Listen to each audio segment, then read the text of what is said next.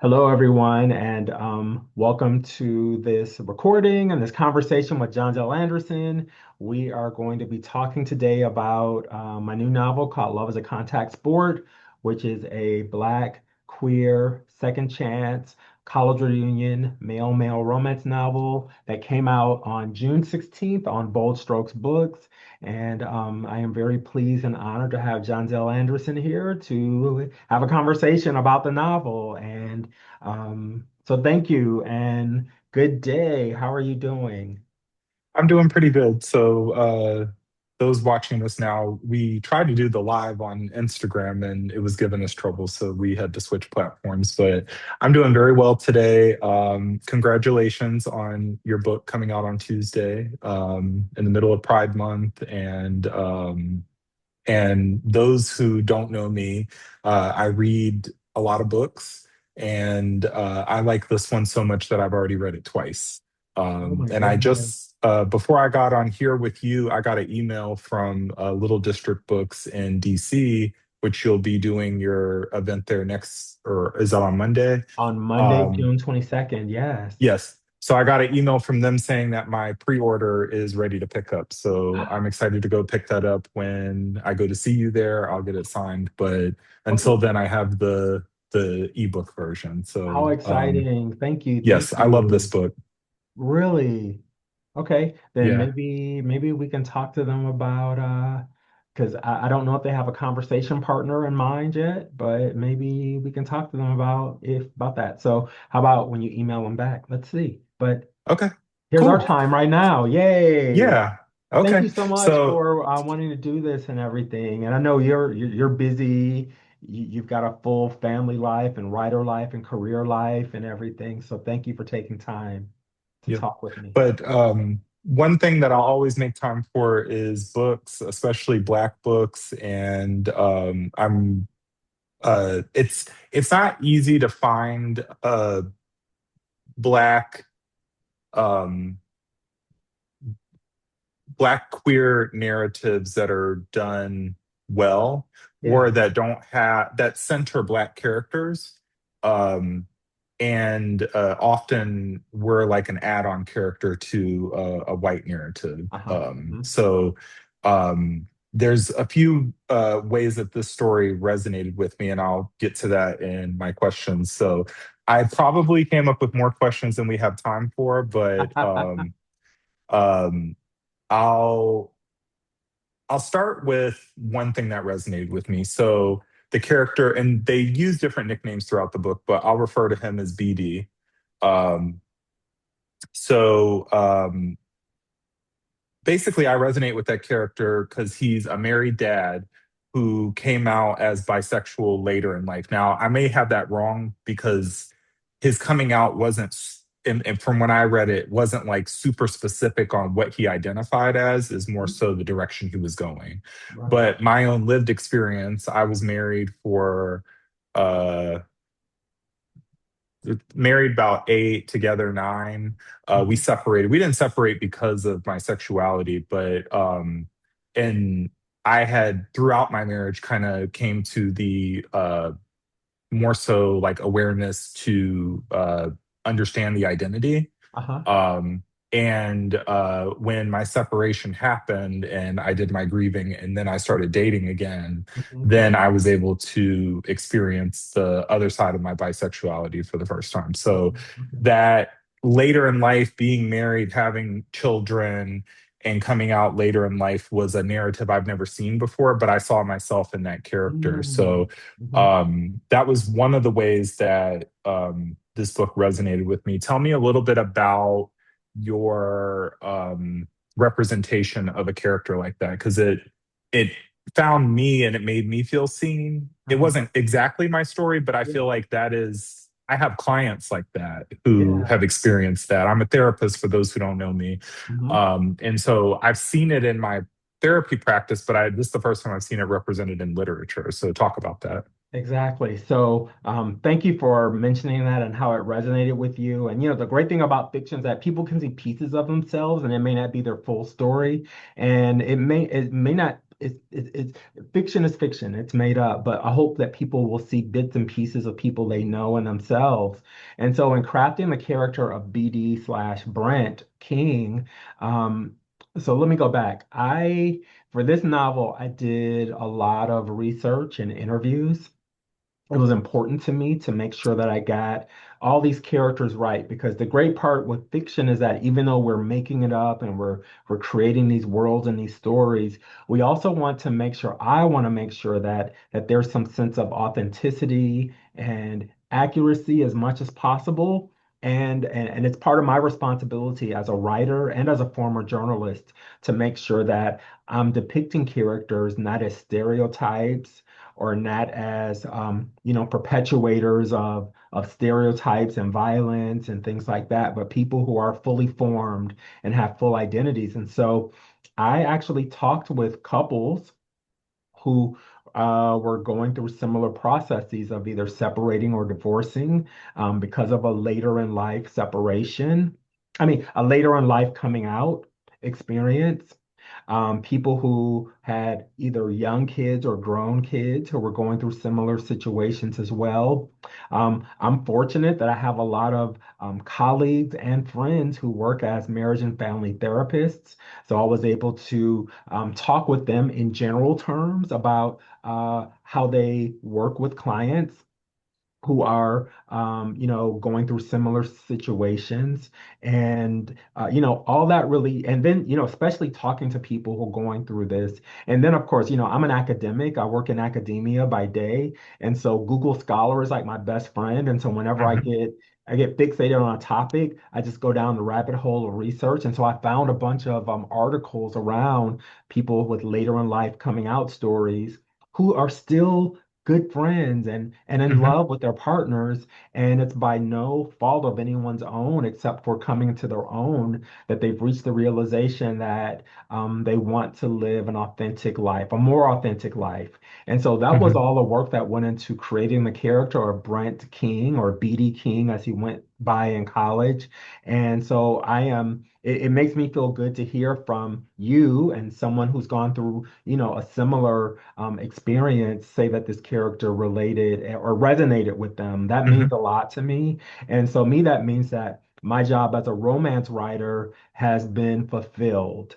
I also did the same in terms of interviewing college athletes, whether they Hmm. identify as queer or queer in the closet or straight and straight allies, from all different types of sports, because I also wanted to think through what is the life of a college athlete and what is the day Hmm. like, how much of their time is taken by their coaches, what are some of the aspirations they have, and hoping they'll go professional. So I did those kind of interviews. And then the romance writer piece for Rennie Ross.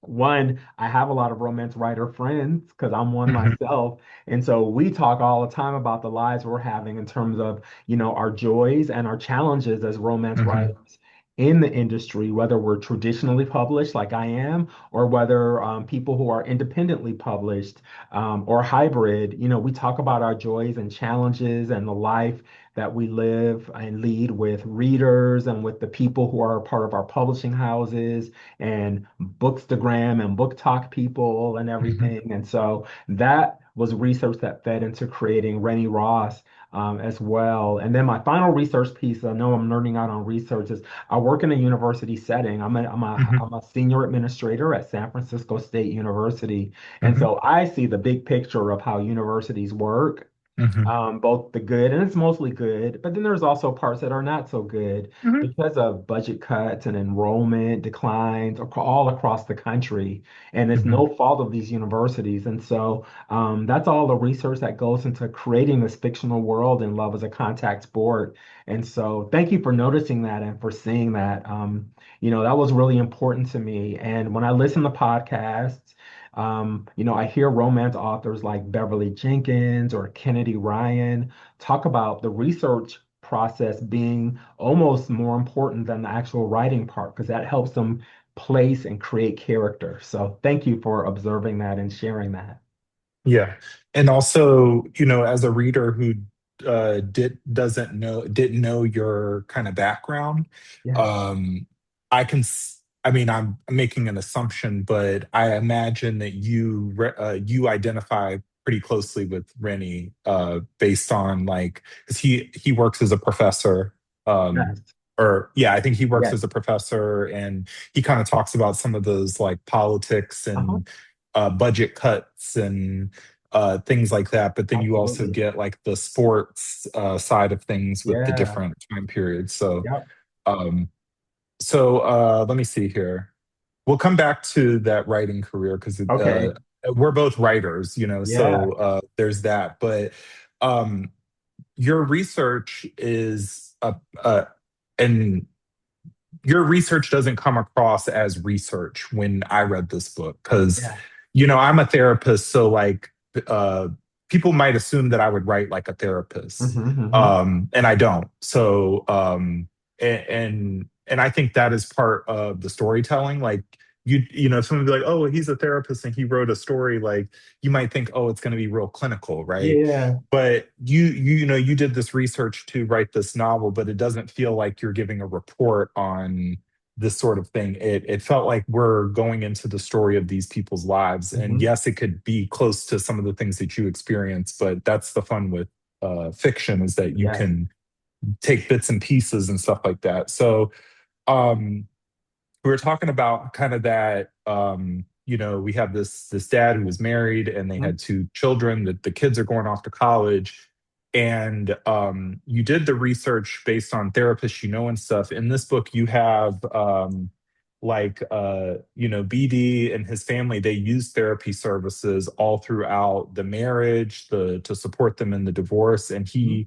he continues individual therapy after the divorce. And so as a therapist, right, I'm a therapist and a storyteller, seeing the it as a person who does clinical work outside of being a storyteller, I Mhm. was like, as I read it, I wasn't like, "Ooh, that doesn't, that's not how that worked." It was right on. Like, Mhm. it's kind of like wraparound services, and you know, because Yeah. a divorce doesn't just impact the two people; it impacts the people around. And even when, you know, BD and Rennie get together, you know, in their second chance romance and stuff like that, they go to so it's like you're representing therapy in different formats and modalities, with cultural awareness. The therapist, oh, that one, I can't remember her name. Yeah, Thea, the what's therapist. Yeah. yeah, what was her name? The therapist. Thea, the therapist. She did not play. She is like me as a therapist, and I love that because I was like, yes, get them. And You want to hear but something funny though? That yeah. character, Thea the therapist, is a reoccurring therapist in many of my novels, Oh, who I pops gotta up go and find her. and helps other characters in other Good. novels that I've written. Thea the therapist is a reoccurring character, and so I hope that Good. I people can't see wait to that. see her more. Yes, yes. So the authenticity, even of showing, there was so much there because you got to think too, we're Black. Mhm. So Black people, you know, I've been a therapist for a decade. Black Yeah, people are, we're getting there, but like acceptability and the stigma and all of that stuff around therapy, and then you add in the stigmas and you know, all the stuff about queerness yeah. and I mean, you're tackling all of these different intersections between, you know, Mhm. bisexuality, homosexuality. Um, the wife, I think, tried to see if she could be into, you know, Yeah. it's this like exploration, and then the son, like, so we got these intersections of queerness, we got these intersections of Blackness, we got these people Mhm. going to therapy. We're representing, and what a good thing that this book does a lot of things well, but from my standpoint of being a therapist, you did a great job at representing how dynamic Black people can be, because we're not just rappers, we're not just, and even though you did the this is basketball. I'm not a sports person. That you represented like a basketball player in you know, Yeah, in yeah, yeah. the book, but we're not just basketball players. Like, so yeah, even though that was there, Yes. we even you even dealt with the, okay, he's a jock, but he's not. the he's not the type of jock that he would be expected to be, but in the time period, how Yeah. do people survive? It was so these characters are very vivid, and to Oh, do thank it you. in the span of a novel, um, you did a really good job. So the research on the therapy, the Uh-huh. research on or just the bravery to represent Black people outside of the box. Yeah. This is what we need. These are the stories we need because it has to inspire and people have to see themselves. Otherwise, what's the point of doing this, right? Exactly. Um, Thank you for those so observations. I really appreciate that. yeah, yeah. Yes. Um, so one thing I'm just curious. Uh-huh. So I said the thing about how we have this married man who is coming out later in life, Uh-huh. whatever. So this is where it differs from my experience. So Mhm. when I got separated again, my reason was the reason for that wasn't my sexuality. But in the aftermath, a divorce can either go peacefully, it can go messy, it could be in between. What I'm far enough out from it, but what I'll say is I saw Macy's empathy for her queer husband. Macy is BD's wife. Mhm. And she had empathy for her queer husband leaving the marriage. And I found that encouraging because in my experience, in those, tough moments of, uncoupling, I was met with biphobia and Mhm. Mhm. homophobia Mhm. from, Yeah. so my experience differed, but I'm interested to know some of your inspiration behind showing this graceful uncoupling because, Mhm. Mhm. we've read books where divorce is nasty and Mhm. mudslinging and stuff like that. Absolutely. And it wasn't seamless, but I think even Macy is a complex character, even though she's kind of a support character. She's a whole complex being. Like Mhm. nobody was just a flat character here. So Mhm. I'm interested to know your inspiration behind showing that. I call it a graceful uncoupling. Okay, great question. And again, I appreciate that observation about everyone being dynamic, whether they're lead or supporting characters.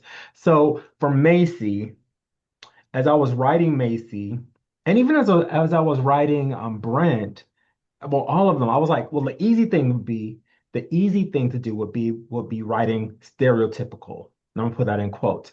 Stereotypical would mean, a partner that would be hysterical over being asked or faced with a partner saying, "I want a divorce, I want out." I think easy would be a partner who refuses to go to therapy, either as a couple or individual. I think the easy route would be, to show a stereotype of in this case, a wife going to her girlfriends and her sister friend circle, talking about, well, this man did this to me, and da da da da. I can't believe I was with this man who liked other men, and things like that. That would have been the easy Because part. that is a stereotype That is a stereotype. for bisexual men. Shout out to I'm sure you've read it, but there's a book called Dear Bi Men Okay, by J.R. Yusuf, I think. I okay. gotta I look have to that one find up. that. But Yeah. yeah, but there is a stereotype and a trope, which is why men in this situation don't Don't come live out. their truth because Yeah. you have women who will hear like, oh, this is happening, and then there's an immediate kind of thing. So you didn't like you could have done the easy route, and a lot of people would have jumped on that, but Would have you loved her for decided to do that. something different. So Yeah. So, yeah. I wanted to like pump up the fact that the stereotype could have been so easy because Hmm. we're all growing and evolving, but you really wanted to do something different here. So Exactly. So that could have been easy. But then I thought, and actually one of the couples I talked with, they talked about how they although the marriage was because of religious reasons and wanting mhm, to present themselves in one way for their church, that they did grow to be best friends and they did grow mhm, to know and understand where everyone was in terms of their sexuality during mhm, the marriage. But that they loved each other so much as best friends that they wanted to make sure that they ended as best friends and supportive. Mm, And I found those elements so beautiful when I interviewed this one couple in that situation. I said, this is the direction I want Macy to go in because I think Macy has the potential to be a role model for people who might be faced with a similar situation of having a partner talk to them about where they are in terms of their sexual orientation. And so the high mhm, road, and I think the more complex way, was to make Macy someone who had empathy for her husband, Brent, and to have Macy embrace therapy to see if they could make it work, but also to mhm, understand that his sexuality had nothing to do with her and that it mhm, wasn't our fault and it wasn't to blame. It was just him and who Brent is and was. And I thought that was the brave and hard part to write was, mhm. and I wanted that also because I know a lot about my readership. And I know that when people read books, they talk to friends and they talk to book clubs and they talk to people in their circles who may be going through something similar. Yep. And I wanted to create a Macy who was not going to go down the road that I easily could have taken with, the Mhm. spouse that was angry and mad and going to take him for everything and make sure he has no Yeah. career and they ruin his reputation in the subdivision and things like that. I wanted to have a supportive spouse because, and this goes back to why I think, why I'm such a lover of romance and especially the second chance trope is that I I think that if people begin as friends they have the potential to end as friends and to still be friends. As long Yeah. as there's no abuse, violence, and Hmm. things like that, people Yeah. taking care of the bills and everything. But I think given Hmm. all those things not happening, I think that people still have the potential to be friends. And I Yeah. wanted them to end amicably. Also because I realized that they needed to co-parent their two adult children, and that Yes. even though the children are adults, and then they're either high teens or low 20s, they're Yeah. still theirs and they still need to co-parent them and they'll be co-parents Yeah. forever. And so I was And like, you're their first role model for how to deal with conflict in the exactly. world. And they just did and it wasn't like you didn't write it as if these characters had an easy time doing this, because Yes. it would be inauthentic. Like, a Mhm. divorce is hard. Yes. And the easy way to go would be to be yelling at each other and Hmm. hating the person or whatever. Yeah. I'm Or sure it having was Macy harder go to for her you to dad and write. be like, ruin Brent's life, Yeah, and and things I like feel that. like, and as a storyteller, to tell a story that we don't expect, Hmm. um I really commend you for doing it, because you have, in one novel, have shown so many different dynamics. It's almost like multi-generational elements of queerness. You get to see from like the late 90s into the present how the attitudes have changed. Hmm. I'll get into the next part of like music references and stuff like that. Like, you're transcending, like, of course, the era that I grew up in. And I'm Hmm. seeing like, oh, that's funny. Like, there's so much just packed in here. And it's black too. It's really great. So, I love let me that's so go funny. let me go into the music. So, Okay. I, having written my own book Yeah. around music references, Yeah. right? I appreciate how you did that with this book. So, I'm curious, what are some songs or albums that you've had on repeat lately? Haha. Well, I've actually made a playlist to go along with Love is a Contact Sport, and it Okay. represents and mirrors the album, the songs that are referenced in the book that the characters either listen to in their Hmm. college days or listen to in their current second chance, Okay. era. I'm gonna Um, need you to send me that playlist, by the way. okay, I will send you a link. Yeah. Yes, I'll send it to you. And I'll make sure that when I upload this, I put the playlist online somewhere Good. too. Um, so what am I listening to lately? So I mean, always on regular for me is Destiny's Child, Beyonce from the early solo days to current Okay. solo days. That's always A1 number one. Okay. I'm Monica gonna is circle all back because I got a question, but keep okay. going. Monica's always on my playlist and Okay. something I love to listen to all the time. Okay. Um, I also love a lot of country music. 'Cause I think that Okay, that's where you lost me. country lyrics are, I think, are some of the most complex and best storytellers out there. Mm, Like, I mean, if you listen to a great story, and I'm talking about some of the traditional country like songs, Dolly and Dolly, Leanne Womack, or Faith. okay. I mean, just people who are a little Yeah. more modern and accessible. I Yeah. like their country music, and they tell some really great stories. Even some of the blues, um, Mm, I think tell stories. And there was a part in I think it's in chapter one when Rennie's talking about overhearing his mother and her sisters, over the dining room table listening to blues and smoking their hmm cigarettes and drinking their jug wine, and some of the songs that he hmm remembers them playing as they talk about men in good or bad Yeah. ways. hmm So blues are always part of my playlist as well. So I listen to a lot of different music, but Okay. yeah, I'm pretty open to a lot of different types of music. Okay. And I was chatting with you on through message while I was reading it, Uh-huh. but it's clear that and kind of too in my book, like I show my appreciation for both Lauryn Hill and Beyonce, right? Yeah. And so I even go so far as to say refer to Destiny's Child as Beyonce and the Mother Ladies, right? Because I love Beyonce. So I have a theory Okay. about it, and I won't explain that here. Okay. But I, what is your favorite Beyonce album? If you could pick one, what would that album be? Like, if you could only listen to one for the rest of your life, which one would it be? Renaissance. Okay, It will be Renaissance. that okay. That one is pretty high up on my list. My favorite of all time is Lion King: The Gift slash Black is King. Yes. And such an underrated, not underrated because it's a bad album. It's underrated because of when it came out. It came out during pandemic and Yeah, right around pandemic time. And I have this theory that probably was going to be a tour.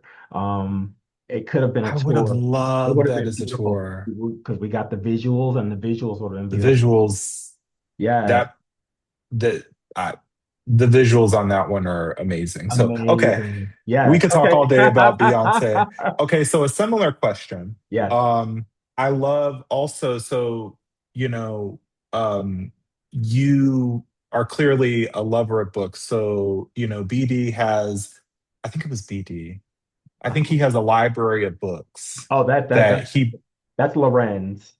okay, Lorenz, the Rennie. RA, has Yeah. the books in his dorm room, his Okay. residence hall room. Yes. Yeah, yeah, yeah. So we have, a bookish person too, Hmm. a black reader and a writer. So, and we are also those things, right? So, Yes. I love the black references in the story. But so since it's Pride Month, who are some Black queer storytellers you'd recommend we read? I know Hmm. you've given me some reference Yeah. recommendations off air, but who are just some that are Black and queer that you would recommend the listeners of this check out during this Pride Month? Absolutely. So first of all, hands down, I have to say E. Lan Harris is number one on my list. Not only for myself personally, but also the characters in Love is a Contact Sport. Hmm Elin Harris brings them together, and I'm not going to tell how or why. Elin Harris, the novelist, and the books bring them together.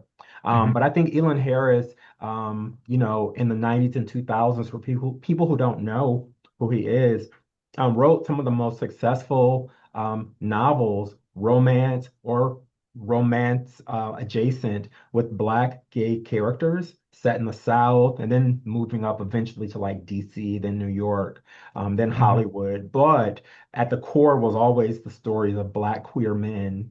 Um, hmm at different stages of coming out, not coming out, thinking about who they are in terms of their gender and sexuality presentation. And Elon Harris did all this without a lot of publishing support in the beginning. He was selling books out of the trunk of his car, mm driving across the country to barber shops and beauty shops, and almost giving the book away to build a readership.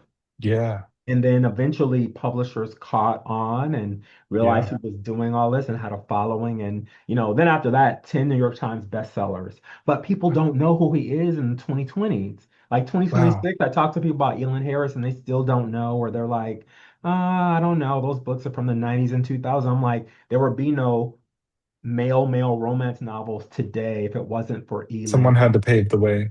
And Elon Harris did it. I would also say James Earl Hardy, who was a Hmm. contemporary of Elon Harris. And James Earl Hardy is still with us, lives in New York, wrote Black romance novels set in, Brooklyn, Bronx, New York City, Manhattan, etc. Really Good. great novels as well. And, I always bow down to Elon Harris, who's no longer with us, and James Earl Okay. Hardy for paving the road. And then Good. current day people, people like Julian Winters are writing Hmm. novels now. Rashid Darden, who's Okay. around DC, Virginia area, writes some great novels around Black gay men and fraternities in DC Okay. area. And Rashid Darden, I think, is such a brilliant, beautiful writer. And I want more people to discover and know his work as well. Jeffrey K. Davenport is wonderful. So those are some of the names of people who I know of who are Black and queer and who are Good. doing this. And I want and hope one day there will be many, many more, especially Hmm. in the romance novel genre where we need more representation. Sometimes I go to book conferences, so we call them book Hmm. cons, book fests, and Hmm. it's an industry that's driven by women, and I love it. Hmm. Women readers, women gatekeepers, and decision makers, and book talkers, and everything. Hmm. And there's very few men who are at the conferences as writers, and Hmm. generally, I tend to be the only Black queer romance author at a lot of book con events. So of course, I'm there to represent because we need to be there. Hmm. And I want there to be more. And so, I'm always open to mentorship and helping Hmm. people craft stories and think through how to write romances. And for me, romance is just really important. It's the biggest industry, it's the biggest genre in Yeah. publishing. It keeps publishing, it keeps the doors open for everyone who's writing. Hmm. And I think it's an important genre. And I want to see more Black men, Black queer men in this genre, because I can't do this forever. Okay. And since you said a few things, let me just go ahead and let you know.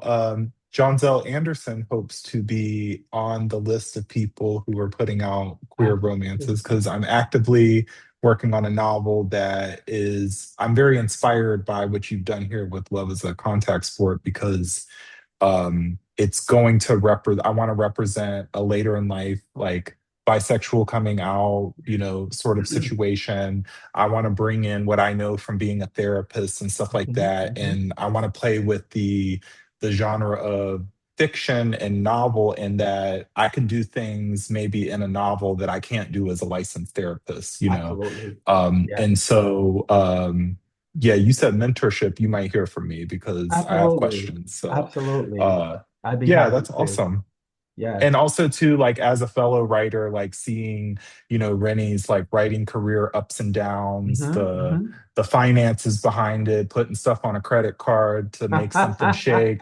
I'm literally tomorrow's Juneteenth. I got books, I got like 4 boxes of books in the car. Yes. Finna go to a Juneteenth parade in DC, and I have a table that's going to be set up, and Oh, nice. that struggle of like going out to the thing, and Hmm.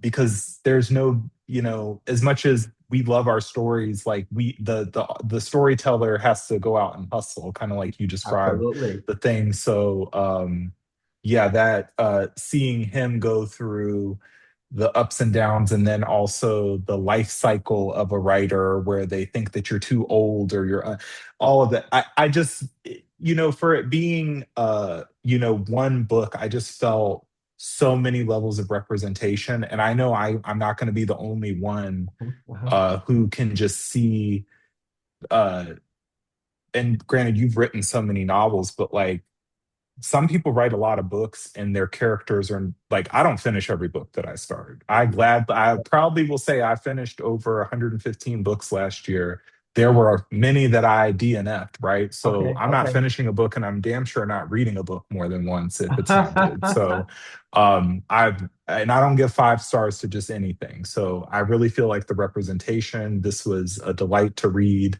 And we haven't even talked about like the spice of it all, but Wait, there's will spice? There's spice in oh this yes. novel? That chair, my God. The throat goat, yes. But they gotta read it to get that because we don't want to give that They away. do. You know what's so funny is someone sent me a DM on Instagram this week and they were reading the book and I forgot they just put a page number. They were like, I'm on page da da da and then the open eyes. And I had to go to that page. I was like, oh, I Hmm. see where you're at. Yeah, yeah. Oh, it was that I had it was not hard for me to read it a second time. I enjoyed it. Took some notes and Okay. anyway, yes. So okay, we talked about books, we talked about music. Um One more thing I'm gonna say, and then we'll wrap up because I don't want to take Okay. too much of your time. Um we talked about how we have a later coming out by BD. We have kind of all the people that are impacted by it. We have, but one of the things that I thought you did well, and I'm kind of coming at this from a reader, a storyteller, and a therapist Okay. standpoint, and just a regular human being, a Yeah. Black person, right? You, BD, through his own work, first of all, you didn't write his sexuality as if it was something wrong. Hmm. Like in therapy for the longest time, queerness was pathologized as if it Yeah. was literally in the DSM as a mental disorder. Hmm. Hmm. Um, but his BD's journey, he calls it internalized homophobia, Hmm. and that I think was one of the most profound things that you did through this narrative because it wasn't just thrown in. It Hmm. was a buildup, and as a therapist working with people, I would say that my own experience of like coming to the awareness of being bisexual Yeah. and I didn't personally feel like I was like repressed or anything like that when Okay. I was married because I'm very monogamous. So if I'm in a Hmm. relationship, I'm in a relationship, Yeah. right?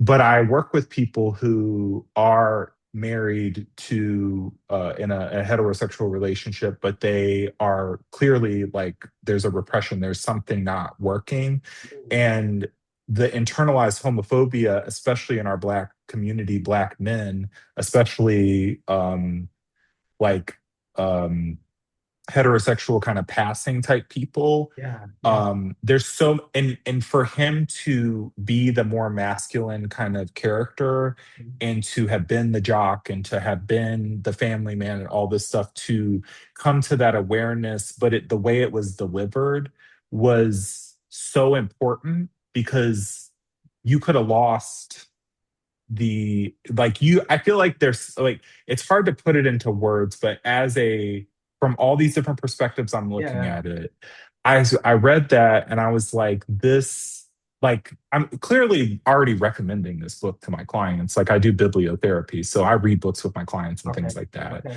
Thank you. um but that right there, I mean, that hit the nail right on the head. I mean, I can think of like 5 clients off the top of my head who have internalized homophobia, and that is so important because it was a Black queer person who was saying, I have internalized homophobia. You can be liga biga tigga, that's what I like to say, Yeah. plus, and be intolerant. Some of the most hateful, Absolutely. intolerant, homophobic, transphobic, whatever type of Transphobic. phobic people Absolutely. have been people within the rainbow tent, okay? Yep.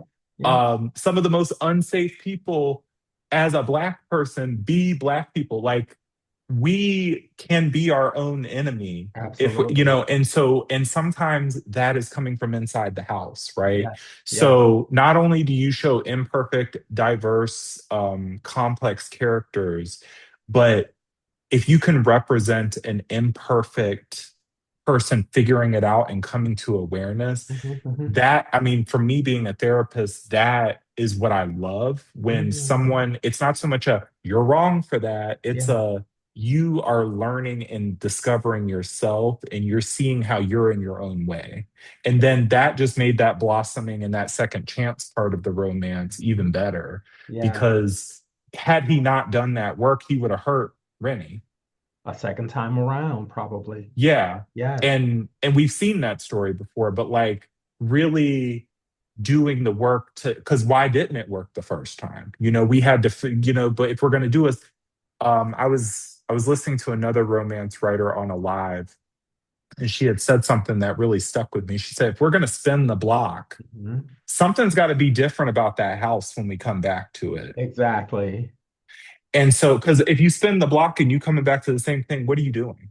What are you doing?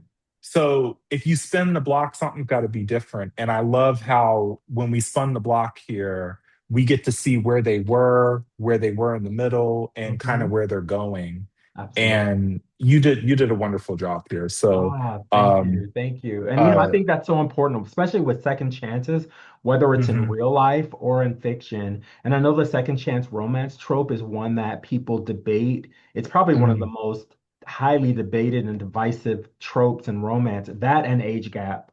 Age mhm. gap, obviously, because there can be some Yeah, inappropriate age gap, and then there could be some. especially in the queer Exactly. space too. But with second chance romance, there's some things I think have to be in place. And, as a therapist, you can tell me if you think I'm on the mark or not. But for me, in terms of writing, I think one, there has to be a true sense of acknowledgement and atonement for whatever mistakes happen. And Mm. the atonement also has Accountability.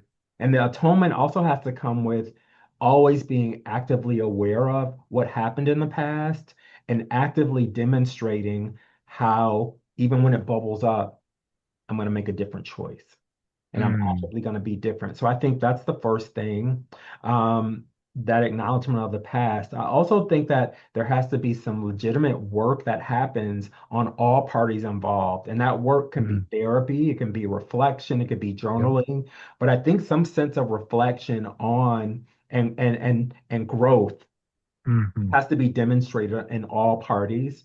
Yeah. I also think that a second chance, it has to be consensual as well. I think sometimes Yes. people get guilted into giving someone a second chance, whether it's by family members or friends, or how can you Hmm. leave them because they're taking care of your household and your kids and and stuff like that. People can't be guilted into a second chance, and they can't be coerced. You know, Come through consent.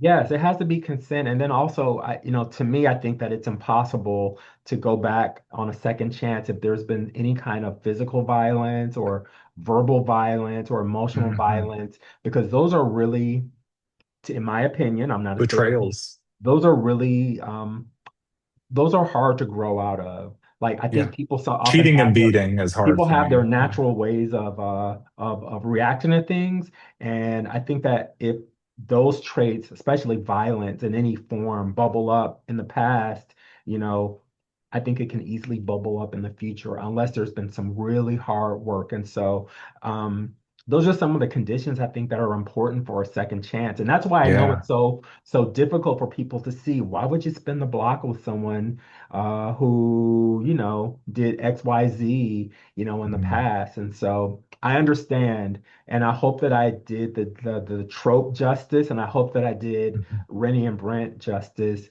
in terms of their second chance by demonstrating a lot of those things that I just talked about right now, Yeah. in terms of what has to be present for a second chance to work successfully. Also, I think the element of time, like, they Mm. had 20 years apart. They had Yeah. full lives. They did their own. Hmm. They weren't checking up. Well, they kind of said they were, but they really didn't check up on each other. And so they had time apart Hmm. to really live a full life and to Hmm. grow in different ways. And it was Yeah. only by chance that they saw each other again. So, Yeah. yeah. Yeah. And there was one more thought I had.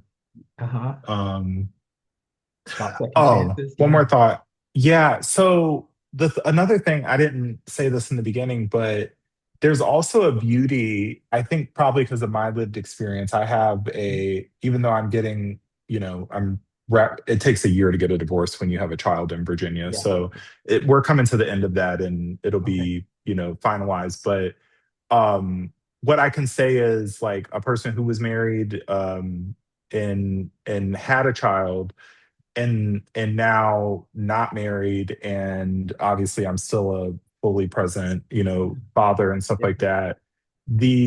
There is a like almost like it's not like a double life or like different eras, but it's you represented something that I don't think people think about because, okay, say a bisexual person who had a family Mhm. and Mhm. then they go and have a same sex relationship after that and are still a very, like, he's still a father, he's still all these things, and he can fully be present in this, committed relationship and stuff like that too. Mhm. So that was cool too, to read as somebody kind of in that position too, Yeah. to see Yeah. like, it's not like everything before the divorce was a lie. Like Mhm. he loved that woman and they were Mhm. in a relationship. They raised children together. They had their whole lives. But you can also outgrow or go through a transition. Not everything that starts is forever, you know? Exactly. And so, yeah, it's that you did it with this book. Like you really, Thank it you. resonates so much, and I'm very excited to get my like actual, physical Yeah. copy next week and things like that. So yeah, you congratulations. Thank You you did a very wonderful much. job. Um, Thank you.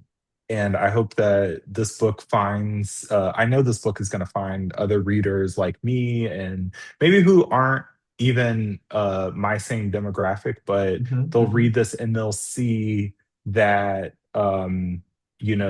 queerness or family or conflict is not one size fits all. And Mhm. that's really, I would hope, what we go to stories for is to Mhm. be inspired, but also to uh, it not be the same old thing. Like if it's the same old thing, what's the point, you Mhm. know? Mhm. And yeah, I will say that this book has given me a lot to think about as I want to represent similar types of characters in the novel that I'm working on. So Wow.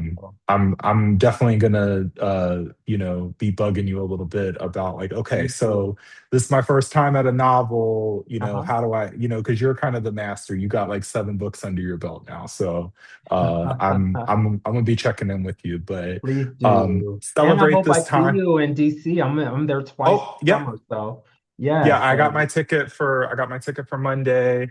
I'm bringing my daughter with me, so you'll meet her. Wonderful. I'm gonna get Okay. my book signed and all that good stuff. But yeah, celebrate Juneteenth.